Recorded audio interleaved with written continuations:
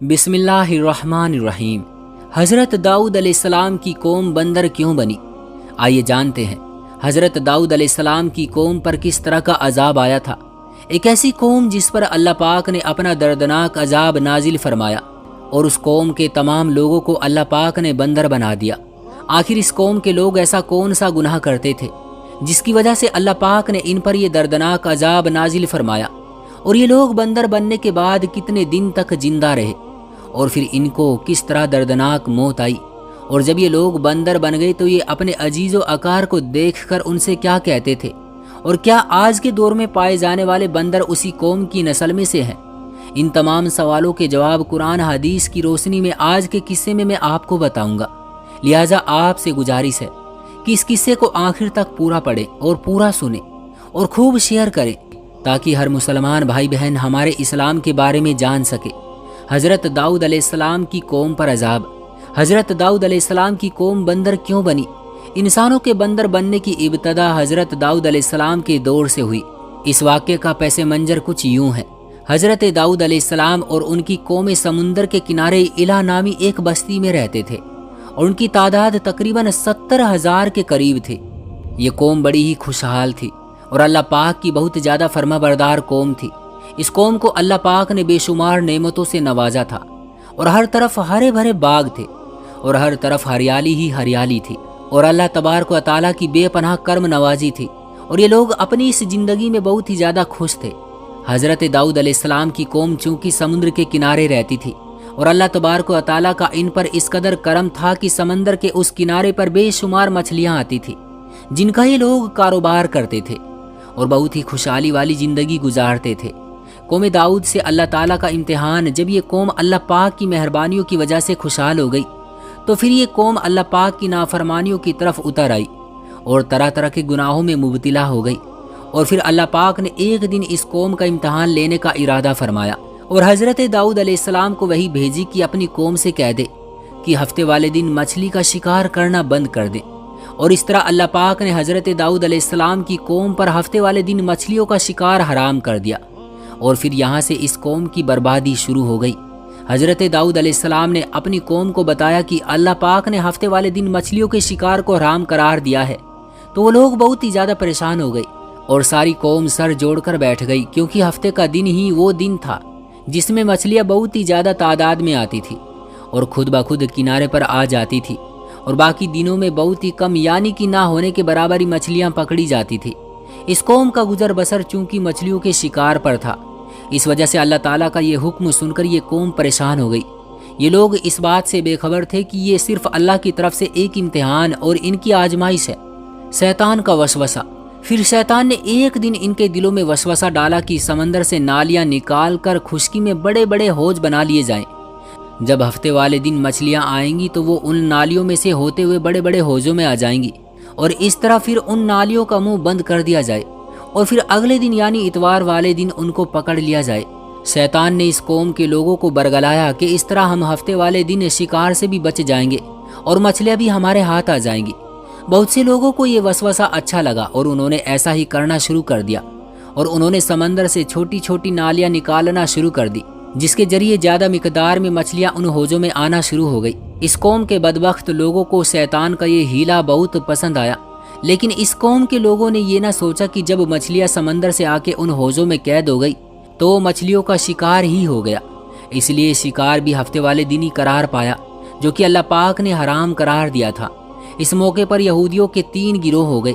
کچھ لوگ ایسے تھے جو شکار کے اس ہیلے سے منع کرتے تھے اور ناراض ہو کر شکار سے باز رہے، اور کچھ لوگ اس کام کو دل سے برا جان کر خاموش رہے اور انہوں نے شکار نہیں کیا، لیکن دوسروں کو منع بھی نہیں کرتے تھے، اور نصیحت کرنے والوں سے یہ کہتے تھے کہ تم لوگ ایسی قوم کو نصیحت کر رہے ہو جنہیں اللہ تبارک و تعالیٰ عنقریب ہلاک کرنے والا ہے اور ان پر اپنا دردناک عذاب نازل فرمانے والا ہے۔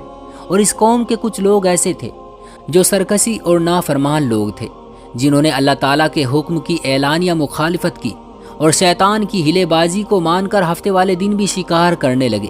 یہ لوگ اللہ پاک کے حکم کی کھلم کھلا مخالفت کرتے اور ہفتے والے دن مچھلیوں کا شکار کر کے ان کو کھایا کرتے اور ان کو بیچا کرتے تھے۔ نبی کریم صلی اللہ علیہ وسلم کی مبارک عادتیں اور کچھ خاص واقعات۔ اسلام دھرم کتنا پرانا ہے۔ حضرت داؤد علیہ السلام کا قوم کو نصیحت۔ دوستو، حضرت داؤد علیہ السلام کی قوم کے 1200 ایسے نافرمان لوگ تھے جو منع کرنے کے باوجود بھی ہفتے کو ان نالیوں کے ذریعے شکار کرتے رہے۔ حضرت داؤد علیہ السلام نے ان 1200 لوگوں کو اللہ تبارک و تعالیٰ کے دردناک عذاب سے ڈرایا۔ آپ نے ان سے کہا کہ وہ اللہ پاک کی اس نافرمانی سے باز آ جائیں، لیکن وہ لوگ باز نہ آئے اور کھلے عام شکار کرنے لگے۔ چنانچہ وہ لوگ جو اس بات کو برا جانتے تھے، ان لوگوں نے اپنے اور ان نافرمانوں کے درمیان ایک دیوار کھڑی کر دی، جس کی ایک طرف وہ 1200 نافرمان لوگ رہتے تھے اور دوسری طرف وہ لوگ تھے جو شکار سے باز رہے۔ حضرت داؤد علیہ السلام نے اپنی اس قوم کے نافرمانوں کو بار بار سمجھایا، لیکن یہ لوگ اپنی نافرمانی سے باز نہ آئے اور اسی طرح اللہ تبارک و تعالیٰ کے حکم کی نافرمانی کرتے رہے اور اسی طرح شکار کرتے رہے۔ حضرت داؤد علیہ السلام کی قوم پر عذاب، اور پھر ایک دن حضرت داؤد علیہ السلام نے غصے میں آ کر شکار کرنے والوں پر لعنت فرما دی۔ اس کا اثر یہ ہوا کہ ایک دن خطا کاروں میں سے کوئی بھی اپنے گھر سے باہر نہ نکلا۔ یہ منظر دیکھ کر کچھ لوگ ان کی دیواروں پر چڑھ گئے تاکہ معلوم ہو سکے کہ وہ لوگ کس حال میں ہیں۔ جب ان لوگوں نے ان نافرمانوں کو دیکھا تو وہ سب کے سب بندروں کی شکل میں بدل چکے تھے۔ اللہ پاک نے ان لوگوں کو ان کی نافرمانی کی وجہ سے ان پر دردناک عذاب نازل فرمایا، پھر ان لوگوں کو بندر کی شکل میں بدل دیا۔ جب لوگ ان مجرموں کے گھر کے دروازے کھول کر اندر داخل ہوئے تو وہ لوگ اپنے رشتہ داروں کو پہچانتے تھے اور ان کے پاس آ کر ان کے کپڑوں کو سونگتے تھے اور زور و قطار روتے تھے، لیکن وہ کچھ بول نہیں سکتے تھے۔ اللہ تبارک و تعالیٰ کے ان نافرمان بندر بن جانے والے لوگوں کی تعداد 12,000 تھی۔ ان 12,000 لوگوں نے اللہ تبارک و تعالیٰ کی نافرمانی کی اور اللہ تبارک و تعالیٰ نے ان کو بندر بنا دیا۔ اللہ تبارک و تعالیٰ سورہ بقرہ میں ارشاد فرماتے ہیں، اور بے شک ضرور تمہیں معلوم ہے تم میں سے وہ جنہوں نے ہفتے میں سرکشی کی، اور ہم نے ان سے فرمایا کہ ہو جاؤ بندر، دتکارے ہوئے۔ اس طرح حضرت داؤد علیہ السلام کی قوم کے 12,000 نافرمان لوگ بندر بن گئے۔ یہ لوگ 3 دن تک زندہ رہے اور اس دوران یہ نہ کچھ کھا سکتے تھے اور نہ کچھ پی سکتے تھے، اور یوں ہی بھوکے پیاسے سب کے سب ہلاک ہو گئے، اور 3 دن کے اندر اندر سب کے سب مارے گئے۔ اور وہ لوگ جو ان نافرمانوں کو اللہ تبارک و تعالیٰ کی نافرمانی سے منع کرتے تھے، اللہ تبارک و تعالیٰ نے ان کو اس عذاب سے سلامت رکھا، اور وہ لوگ جو اس شکار کو برا جان کر خاموش رہتے تھے، اللہ تبارک و تعالیٰ نے ان کو بھی اس عذاب سے محفوظ رکھا۔ کیا آج کے بندر حضرت داؤد علیہ السلام کی قوم میں سے ہیں؟ دوستو، اب بات کرتے ہیں کہ آج کے دور کے بندروں میں سے کوئی بندر ان کی نسل میں سے بھی موجود ہے، یا پھر آج کے دور میں پائے جانے والے بندر انہی لوگوں کی نسل میں سے ہیں۔ اس کے مطابق روایت میں آتا ہے کہ حضرت عبداللہ بن مسعود رضی اللہ تعالیٰ عنہ سے روایت ہے کہ نبی کریم صلی اللہ علیہ وسلم سے کسی نے سوال کیا کہ کیا آج کے بندر حضرت داؤد علیہ السلام کی قوم میں سے ہیں؟ تو حضور نبی کریم صلی اللہ علیہ وسلم نے فرمایا کہ اللہ تبارک و تعالیٰ جس قوم پر عذاب بھیجتا ہے یا ان کی شکلوں کو بگاڑ دیتا ہے تو یہ عذاب صرف انہی پر ہوتا ہے جن پر وہ عذاب نازل ہوا تھا، اور اس کے بعد اللہ تبارک و تعالیٰ ان لوگوں کو ہلاک کر دیتا ہے اور ان کی آگے نسل نہیں بڑھتی۔ اس لیے بات غلط ہے کہ آج کے بندروں میں بھی حضرت داؤد علیہ السلام کی قوم کے لوگ شامل ہیں، ایسا کچھ بھی نہیں ہے۔ وہ لوگ صرف اور صرف 3 دن زندہ رہے اور پھر سب کے سب ہلاک ہو گئے، اور اللہ تبارک و تعالیٰ نے اس قوم کے نافرمانوں کو صفائے ہستی سے مٹا دیا۔ تو دوستو، یہ تھی حضرت داؤد علیہ السلام کی قوم کا بندر بننے کا واقعہ، اور اللہ تبارک و تعالیٰ نے اس قوم کے نافرمانوں کو صفائی ہستی سے مٹا دیا۔ دوستو، یہ تھا حضرت داؤد علیہ السلام کی قوم کا بندر بننے کا واقعہ۔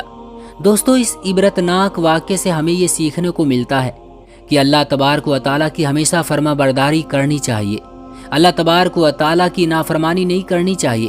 اللہ تبارک و تعالیٰ ہم سب کو دین کے راستے پر چلنے کی توفیق عطا فرمائے، آمین یا رب العالمین۔